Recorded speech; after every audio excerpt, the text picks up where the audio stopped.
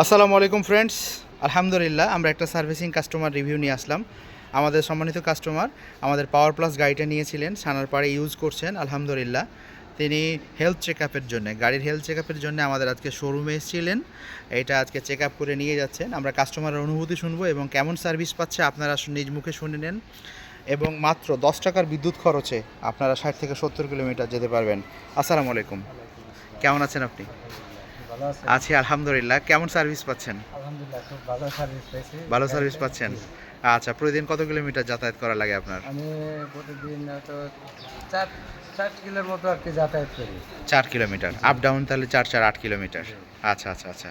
গাড়ি হেলথ চেকআপের জন্য এসেছিলেন। জি, আচ্ছা, আচ্ছা। যদি ই-বাইক যারা ইউজ করছে জি। বা ইউজ করে না, তাদেরকে আপনি কি বলবেন? সাশ্রয়ী? জি, অনেক সাশ্রয়ী। আচ্ছা, আলহামদুলিল্লাহ। আমাদের কাস্টমার অনেক হ্যাপি। সম্মানিত কাস্টমার উনি পাওয়ার প্লাস আমাদের রেড কালারটা নিয়েছিলেন, 3 হুইলার।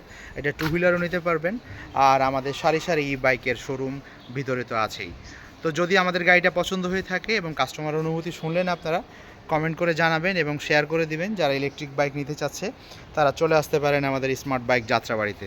যাত্রাবাড়ি থানার পাশে বিবির বাগিচা ৩ নম্বর গেটে আসলেই পেয়ে যাবেন আমাদের ইলেকট্রিক বাইকের শোরুম।